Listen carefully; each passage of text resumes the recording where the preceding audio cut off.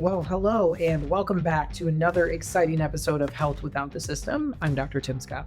And I'm Mia Scott. Welcome back for all of you listeners. Thank you for tuning in again. And for our first-time listeners, welcome. Yeah, I'm sort of excited for this one, but I also know we're going to say some things that people don't want to hear today. Yeah, we had a tendency to kind of ruin things that people like to do. So this is just another episode to do that. And we are going to talk about alcohol.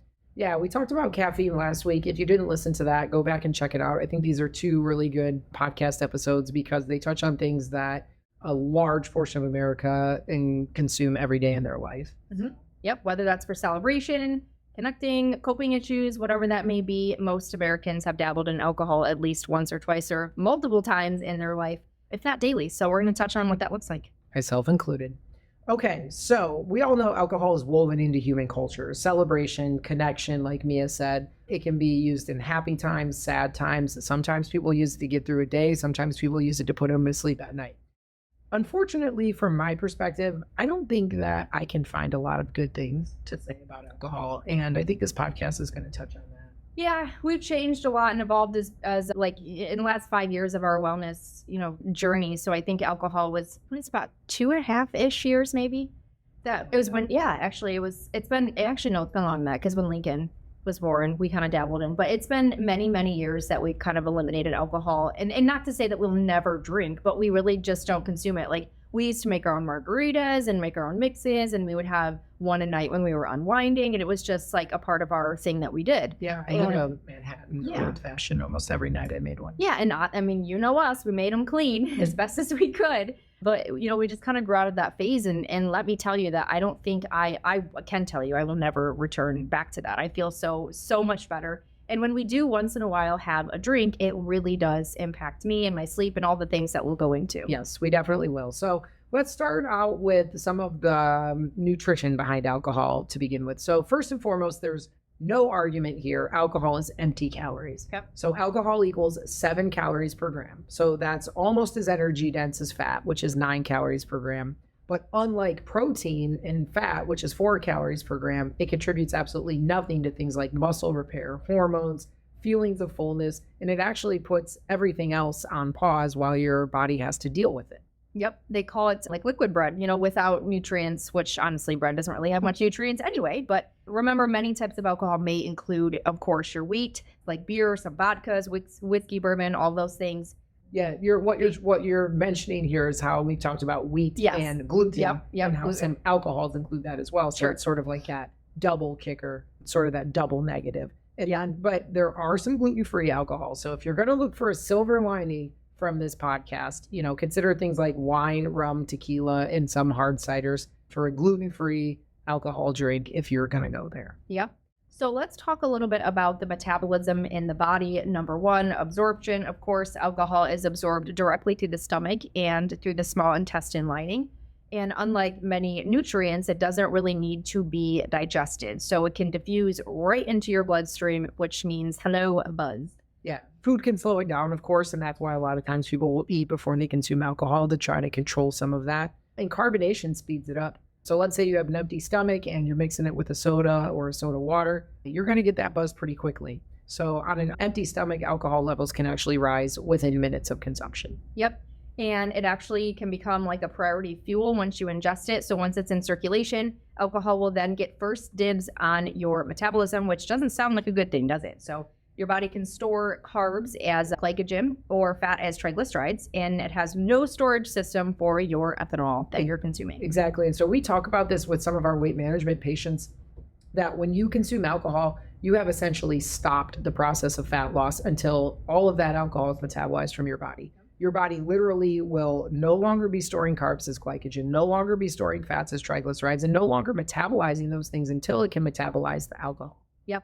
We deal with, of course, our weight management patients. We have many patients on GLPs that work wonders, and that's one of their education pieces is, yes, you can have a drink here and there, but tread lightly because you're basically wasting that, metabolic increase that we want you to have, and it cancels out with alcohol until your body is working on digesting that and things like that. And then like Tim said, you can have some more fat storage, and it kind of just inhibits and kind of reverses what we're trying to do in the health and wellness world with you. Yep. So let's talk metabolics a little bit, some of the geeky stuff that I like.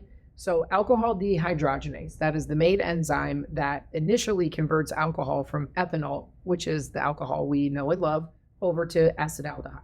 And acetaldehyde is highly toxic. So this can bind to proteins in DNA. This can cause oxidative damage, DNA mutations, and even that classic red flushy that comes from acetaldehyde in people with slower breakdown of it. So it's important to note that this actually does have function on your physiology. If you heard me say, it binds to proteins in DNA and it causes oxidative damage and DNA mutations. So the more you're drinking it, the more damage you have to your actual DNA.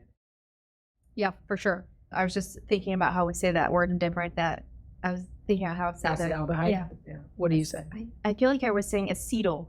Yeah, I've heard it other way. I mean, I say like semaglutide, and some people say semaglutide. Yeah, so yeah. whatever. Potato. I don't care. So it comes out of my mouth. Yep. I lost my train of thought.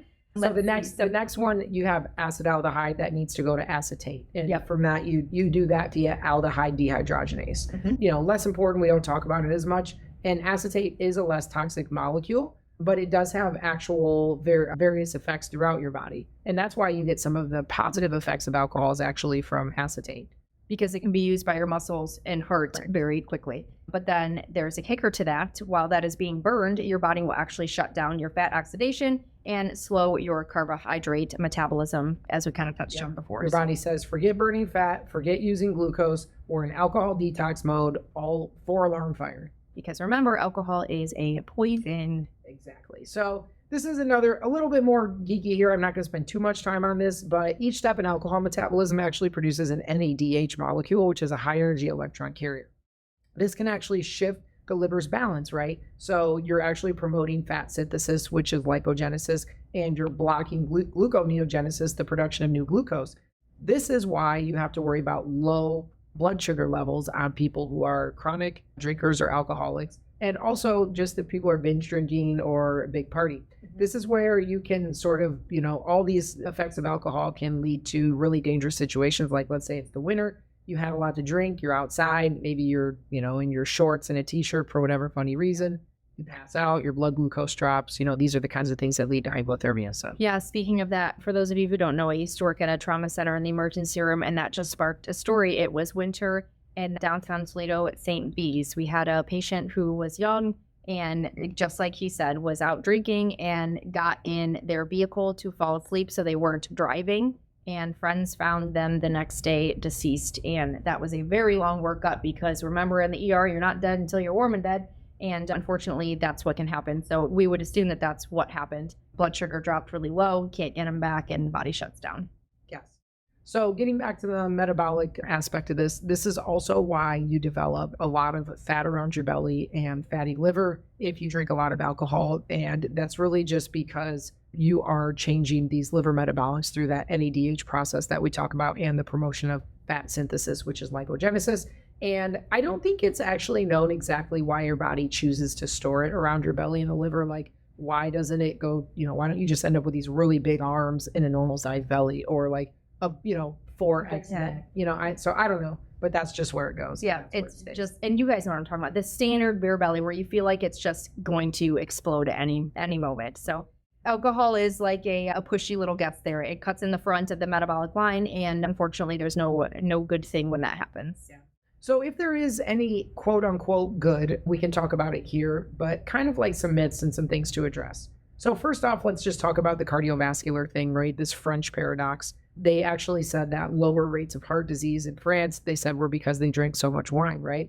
But really, in hindsight, and when we're looking at it, it's because the French really were following a Mediterranean diet. They were getting a lot of polyphenols. Their lifestyle was good social interactions. Social interaction is very big in France. Things are regulated a little bit differently, less chemicals, less processed foods. I mean, there's a massive picture. It's not just because they increased their red wine. Exactly. And if you want to address that, people will talk about that. So what do you think of red wine? For the resveratrol? Yeah.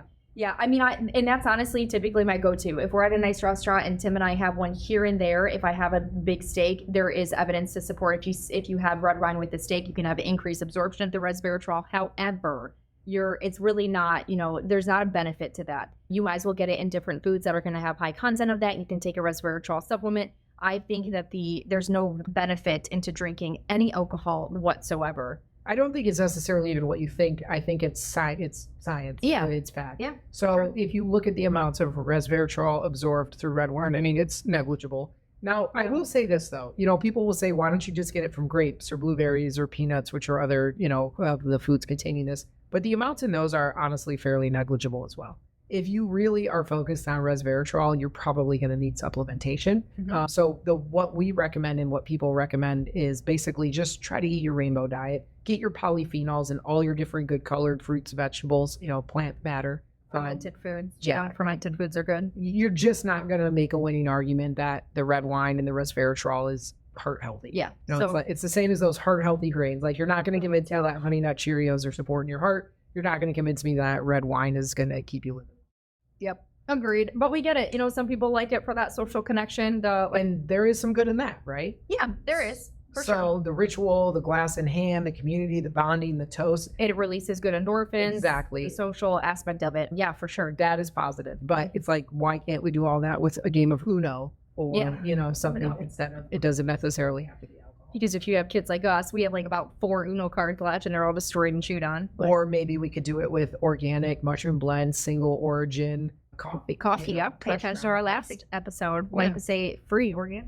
So what about this whole, alcohol relaxes me kind of thing? I don't know if I buy that. What do you think? I mean, it does relax people, but once again, you have to take, it's not just, you got to take the bad if you think that you're going to get the goods. And this is all what exactly this is about. We want to teach you your true information on what you could be doing, because a lot of people think like, I feel good, after I drink or here and there. It doesn't come without stress in your body and oxidative stress and things like that. So yes, it might calm you down, but then also look at, once again, take a bird's eye view and say, what do I need to change in my life to make me not want to drink every day? Whether that's exercising, whether that's switching to a cup of tea. I did that for a very long time. I would have a cup of warm honey tea and things like that for bed. And I mean, we have our nightly ritual now, and it's much different than it used to be. But I don't ever feel like I need alcohol. And I promise you, once you no longer need that habit, you really can't go back, because I'm not kidding. When I have a drink here and there, it really impacts me. Well, I do appreciate that response, but I was trying to set you up to say that it temporarily lowers cortisol, but then on the back end, it's going to increase your levels and actually lead to the awakening response. It does, which is actually exactly what I meant when I say that it wrecks my life, because that's a perfect example. And when I say that I don't do well with it, it's the sleeping. It's the brain fog the next day, but exactly what Tim just said with my cortisol response, I will always get that awakening cortisol response in the middle of the night. I can't fall asleep. I'm wired. I'm wide awake at 2 or 3 in the morning. And that's that typical response. Agreed. The last sort of like good myth that we wrote down here is I have had people argue with me that alcohol, and specifically certain kinds of beer, can show increase in HDL levels and insulin sensitivity. However, I would like to say that these are at very low doses, which are much less than 1 drink a day. And all benefits can be replicated by just diet, movement, lifestyle changes without alcohol. And if you get above these very low doses, it actually has the complete opposite effect. And we'll talk about that more, but it will reduce your HDL, which is your good cholesterol, and it will significantly harm your insulin sensitivity. So I don't really want to hear that argument. Interesting. I would love to read those studies. Okay, so we talked about the kind of good. Let's talk about the bad, and then there's a lot more for the bad. Head it to the ugly. So bad, of course, like we were talking about with our patients that we assess every single day, weight and insulin resistance. Alcohol calories stack on very easily because, they're of course not filling. And when you're sitting there in a social environment, I mean, how many did you have? You don't know. Right. I mean, it absolutely blows my mind when people come in the ER and tell me that they can drink 15 beers a day or a liter of vodka a day. And I'm just like, oh my God, I cannot even understand that. But the regular intake, like you talked about, absolutely, it's going to lead to visceral fat storage. Mm-hmm. This in and of itself is going to raise insulin resistance and inflammation levels. I want to remind people, so this whole beer belly, again, we talked about, this fat it's promoting fat deposits. This happens in your belly. This will totally disrupt your cortisol. It's going to impair any burning of calories. And also, I do just want to remind people, remember that fat is actually like an endocrine organ. Fat causes the release of inflammatory cytokines. Yeah. There's aromatase in fat, which converts androgens into estrogen. So that's why men who drink tend to have, those man boobs, along with that pouch on their belly. So weight and insulin are just the tip of the iceberg. Liver, liver effects. Yep. And about 90% of alcohol we consume is processed in the liver, which is why even moderate drinking can elevate liver enzymes like AST and ALT. I put this next quote in there for you because you're the one who first taught me about Yes. this. By the time that your AST or an ALT, which is your liver enzymes, by the time that those are showing abnormal, liver function may already be reduced to as much as 70%, meaning serious silence damage has already taken place. I cannot tell you how many patients that I take care of, because remember, we take care of a lot of obesity and metabolic issues and all the things.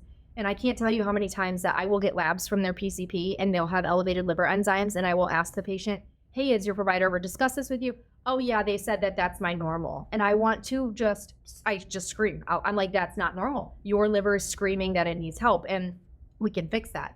They'll say like, just don't worry about it. Cause let's just say, for example, you want your AST and ALT to be like less than 20. Yeah. But I think on the labs, maybe it goes up to 40 before it's considered abnormal. So people will have numbers of 60 or 70. Okay, that's not significantly elevated. I mean, I've seen AST and ALT over 1,000, right? Yeah. That's significantly elevated.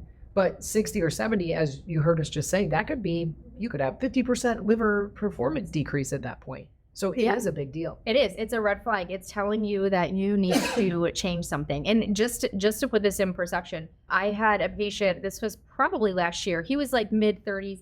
He wasn't really a drinker at all, except 2 days prior to getting the labs done that I ordered. He went out with some buddies and had just a handful of drinks. He's like, it wasn't even that bad. He had elevated liver enzymes. We do a repeat because he was like, could it seriously be from just a night of drinking? And I'm like, yes, it can actually. That's how your liver processes things and it's a toxin.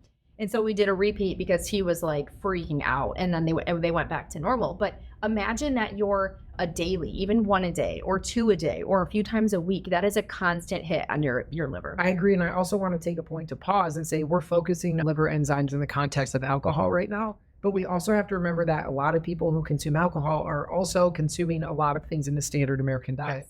Processed food, yes, bagels, refined carbs, Tons refined of sugars. carbohydrates, sugars, added sugars. I mean, everything you can think of. So this is also leading to those fat deposits around the belly. Now, you can only store so much fat around the belly and then it's going to move up. And that's when it goes to the liver and that's when you get fatty liver. Yep. Fatty liver is becoming an epidemic. You have non-alcoholic fatty liver disease and of course alcohol-induced fatty liver disease, but there's a lot of overlap. Mm-hmm. And the bad thing about them is of course, decreased liver processing and function, decreased clearance of toxins, but over time it leads to changes in the liver that can lead to cirrhosis. And that's, correct. Sort of like your end stage liver disease. Yeah. So I just want people to be aware fatty liver is a big deal.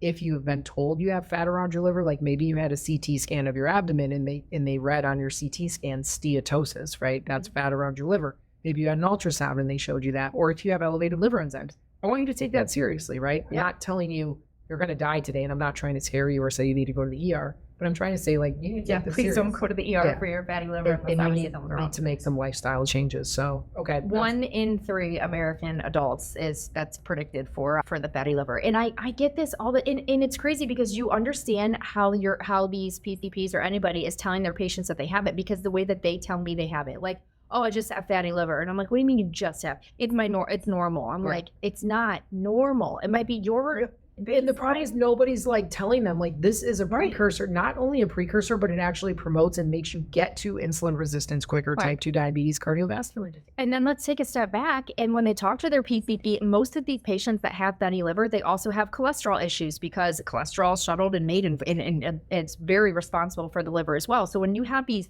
multiple comorbidities and you have a PCP saying, well, now you've got high cholesterol and fatty liver, I want you to avoid steak and eggs and everything healthy. So now you're eating your healthy Cheerios, which is, guess what, is only going to make your fatty liver significantly worse. So you can see the crap storm that you're going to be given for education, hence our title, Health Without the System, for the podcast, because you really cannot rely on the health food pyramid or our food pyramid, which we have an episode on that. But long story short, if you have fatty liver, please take that seriously. Avoid your processed carbs, breads, bagels, refined carbs and sugars and alcohol.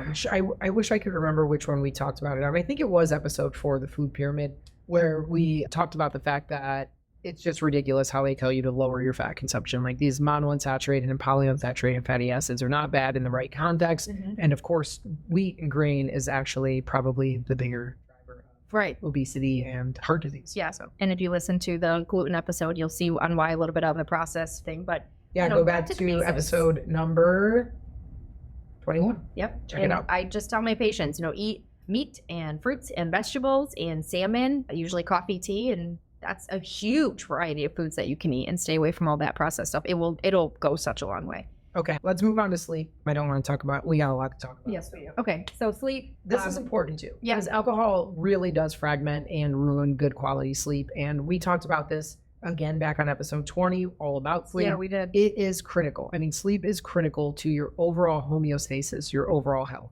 So basically, alcohol is a sedative at first, right? Mhm. But once you start to get metabolized more and you start to get more of that acetate floating around, alcohol can actually then lead to being a stimulant at that point, right? Yep, and have those micro awakenings, which is something that I dealt with all the time, even still to this day. And then also poor quality recovery. If you have any type of tracker, like the Oura rings, what do you call it, Whoop band? The Whoop band. I got the Whoop band. Whoop. I started it after our sleep episode, and I'm going to share some stats, probably on my social media, maybe on a podcast. Yeah, that'd be nice. But anyway, you can track how crappy your sleep is after a night of drinking. And it's crazy. Like, it tells me my restorative sleep on the Whoop band, and like the other night, I couldn't really sleep well. I like my work schedule was all weird, and I was up till like 1 a.m. watching TV, and then I got up at 6 for work, and it was like chastising me, like, my restorative sleep is like 40%. It's like, you need to go to bed. Yeah, But anyway, clean out your brain. yeah, these are So it does also suppress the REM, which is your deep sleep. And then, of course, like I said, recovery. Alcohol suppresses basically the critical phase for memory consolidation, learning, and emotional processing as well. So over time, this lack of REM sleep can contribute to brain fog, poor focus, and mood instability. It can also, like we said, increase those cortisol levels, which is not good at all. Reduces the growth hormone secretion, also not good. And, that's going to be essential for your fat burning phase and muscle recovery and metabolic health and all the things your body needs to repair. right. And so taking away all of these good things and screwing them up are going to worsen and lead to insulin resistance, Yeah. your thyroid hormone disruption, sex hormone disruption, right? Like severely altered testosterone levels. You need to ask, like, are you a drinker? Are you drinking too much? Yep. And then all of these things accelerate weight gain, fatigue, and loss of muscle mass. And we cannot forget about how important muscle is. We did that in episode 8, but muscle is the real deal. Muscle is what keeps you alive. You need muscle. Lift heavy things.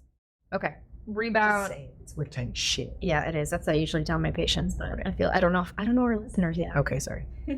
Okay. We beat that out. This is also important. I mean, we don't have to spend a lot of time, but mood and emotional health, right?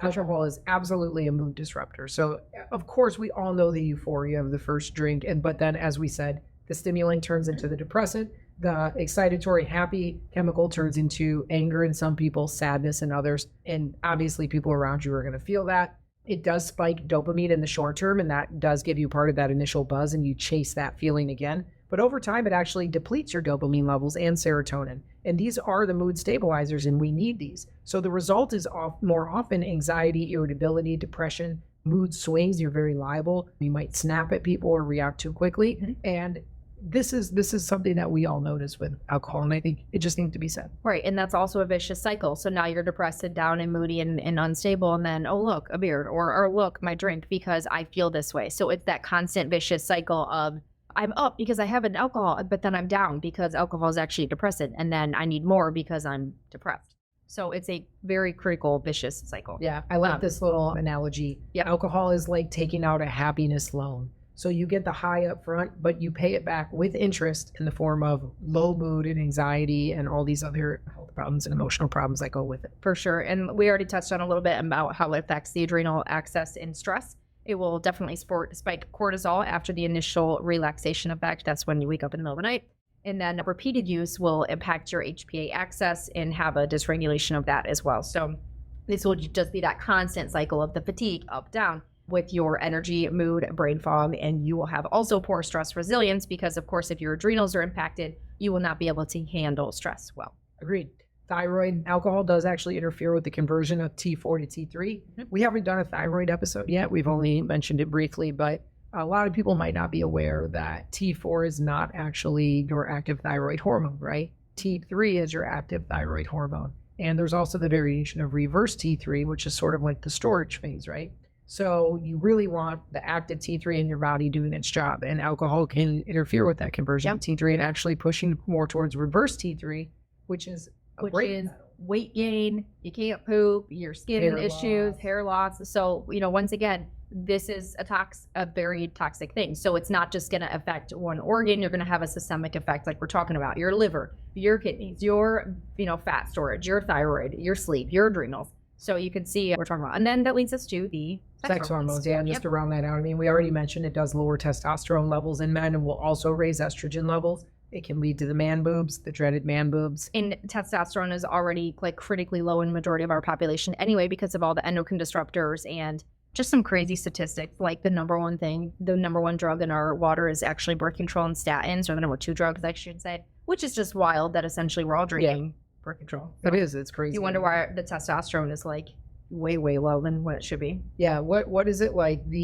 It's like something about like the 18-year-old today in today's day and age in society has the amount of testosterone as a 70-year-old would back then. Yeah, back then, years ago. Right, which is just wild. And I see this often because we also will test testosterone as well in men and females. But for the men, I mean, they'll come to me and they'll be like, I just don't feel right yet. Yeah, and their testosterone will be like 326 or something, and their PCP is like, it's within range, and I'm like, oh my gosh, no way, you need more. And then of course in women, this excess estrogen is going to worsen PMS. It's going to lead to cycle irregularities and of course increase breast cancer risk. We're going to talk about that more in a couple minutes, so that's for sure. Yeah, so alcohol basically just mumbles and jumbles around with your hormones, and testosterone drops like we talked about, and then you have an entire metabolism fire going on. So muscle mass, we could have already peaked or talked about that a little bit, but it definitely interferes with your muscle protein building synthesis. I think you already touched on that a little. Just for a second. I mean, I think it's just important to note that it is hard for your body to build muscle mass if you consume alcohol regularly. It will be hard to maintain muscle mass the longer this goes on. I did mention just a couple minutes ago how important muscle is. If you don't believe me, please listen to episode 8. But I preach on this to my clients, my patients all the time. Muscle is your best friend. We need to work on it as much as we can in life, keep it as late as we can in life. If you look at all the studies, when things start to go wrong, when we lose independence, increased hospitalization, increased morbidity and mortality, it all has to do with reduced muscle mass. Sure does. So I don't harp on that. Even having just 2 drinks for that day during a workout can reduce your protein synthesis by 30 to 40%. That is insane. That means almost 30 to 40% of your workout is not going to be beneficial to your muscles. You're not going to have that breakdown and that buildup in that you need. So the recovery and of course the muscle protein synthesis. So it's really important. And if you want to learn like something interesting or you want to take this a step farther, the way that this works is through a pathway called mTOR signaling pathway, and it's a key pathway for muscle growth. It's actually involved in a lot of other things in mitochondrial health. I'm not going to go into that in this podcast, but mTOR, if you want to look up that pathway, it's kind of cool. Yep. All right, what else do we got here? Well, let's just jump right into the ugly. Yeah. So we talked about a little bit of the good, if there's any, and then the bad, and then now let's talk about the ugly, which is actually the worst thing is cancer that we feel like that you can get. And this is straight from the WHO, the World Health Organization. Yeah. The WHO, I guess I never really said that when I read it out loud. So basically it's labeled as a group 1 carcinogen, which that's the same as tobacco and asbestos. Yeah. So wrap that around your head. But yeah, that's okay. This is all labeled that, but you would need to think about that you're drinking something that's labeled as a class 1 carcinogen, especially in the same category as asbestos. Yeah. So just 1 drink a day increases breast cancer risk by nearly 10%. Mm-hmm. Each daily drink raises colon cancer risk by 17%. Yep. And for mouth, throat, and esophageal cancers, alcohol can raise the risk 5 to 7 times, especially if you also smoke. So put that together, and alcohol is responsible for about 1 in 20 cancers worldwide. Yeah. I mean, that's just insane. Right. And it's like I said, it's not to scare you. It's just to give you like some data to realize. Yeah. Data, it's just, but there's so much to that. Like I said, it's a poison. It's a toxin. You're going to have oxidative stress. You're going to have these free radicals that your body's going to be able to, or not be able to, put out. You're going to have the increase of breast cancer risk, and the two, those are the number one things. The GI cancer and the breast cancer, those are directly linked to drinking. Agreed.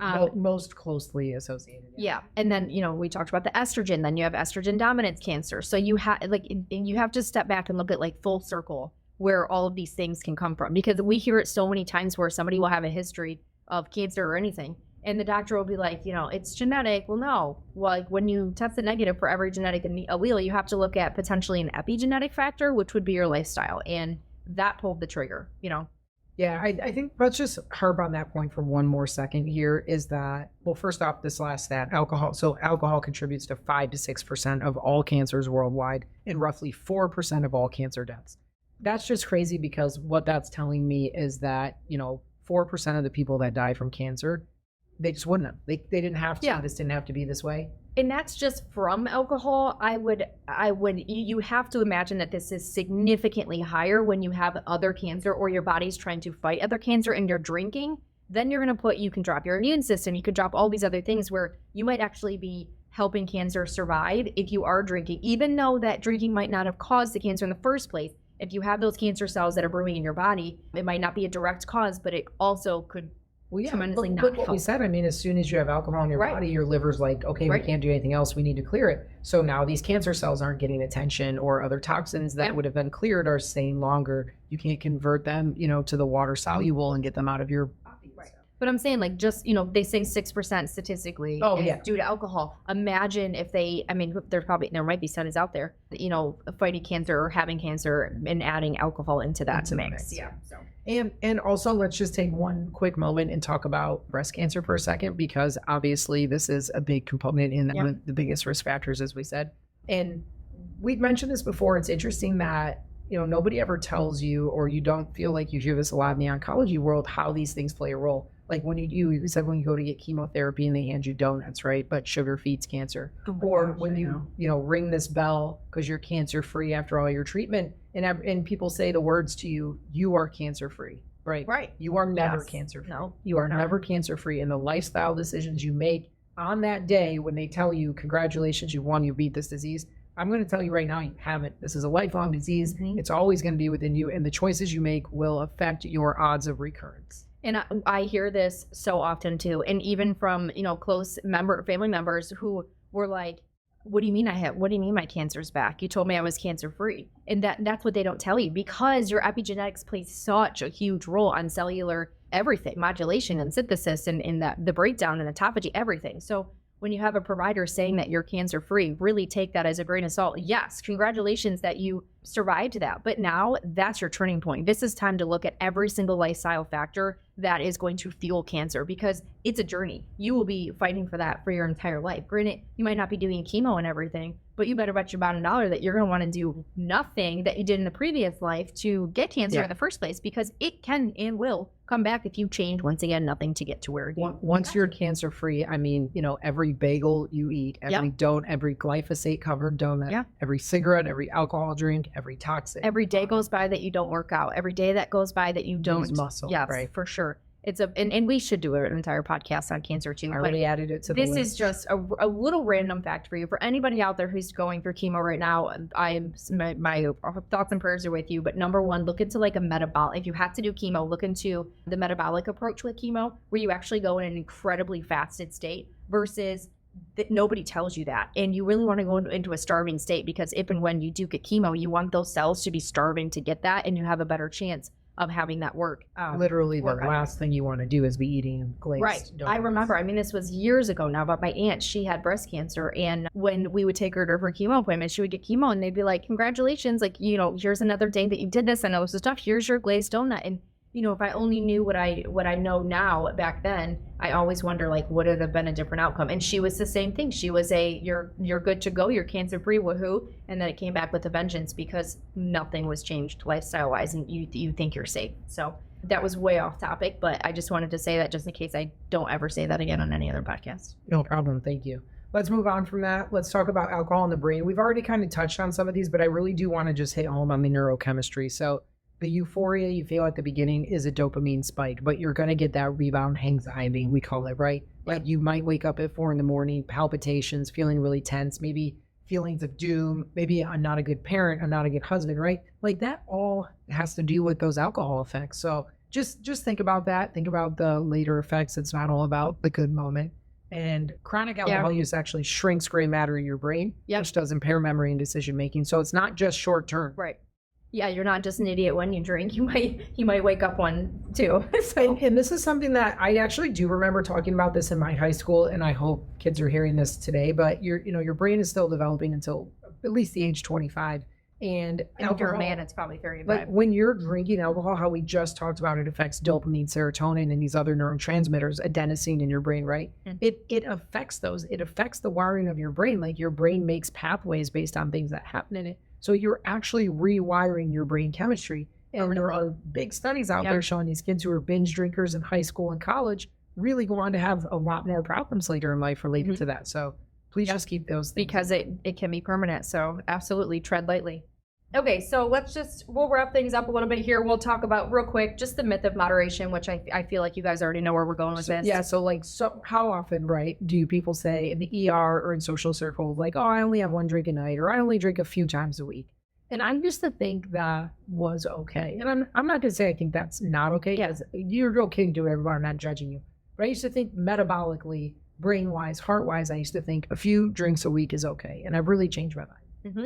In reality, there is actually no true safe level of alcohol, and every single sip can raise cancer risk, even at small amounts, which just blows my mind. Because I remember, like, even my OB, this was when Lincoln was born, in my 3rd trimester, they're like, yeah, you could have a glass of wine here and there, small glass of red wine.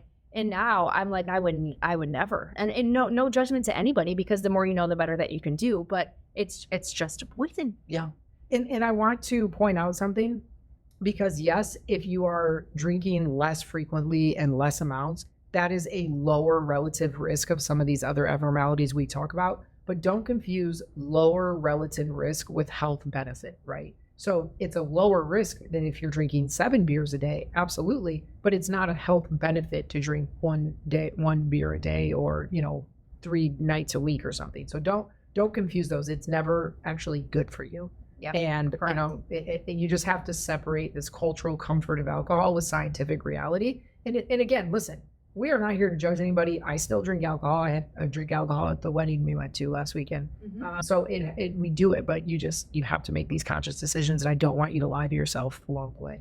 Yeah. And I think we're down to maybe just a few times a year. And quite honestly, I'm fine with that, because I truly feel like I've never felt so better, like so great. My workouts are awesome. My recovery, my sleep, unless my kids wake me up. So I can't say. And also, every single time we go somewhere and you do choose to drink a glass, the moment it hits your lips, you're like, oh, I feel like crap. Why did I make this? That's because I probably ate a massive plate of something while I was drinking. So, but anyway, I know they say like limits, and women, under one a day is okay. But even that just blows my mind. If I had to drink 1 glass of something a day of alcohol, I would feel terrible knowing how I feel now if I were to do it often. So better options for you: dry wines if you have to, clean spirits, avoid sugary mixed drinks. There's some non-alcoholic ones out there that are awesome. Practical tips: hydrate. Don't drink before bed, never binge. If you're going out and you are going to have a few drinks, make sure you really space them out and maybe cut what you would normally do in half. Have a 1 sipper instead of multiple on end. So just little things that every single less glass could be more beneficial to you. So just keep that in mind. Yeah, pay attention to possible red flags, right? Like if you feel you need alcohol for socializing, if you feel you need it for sleep or relaxation, and when your tolerance is increasing, when it takes 3 to do what 1 used to do, these are red flags. Yep, for sure.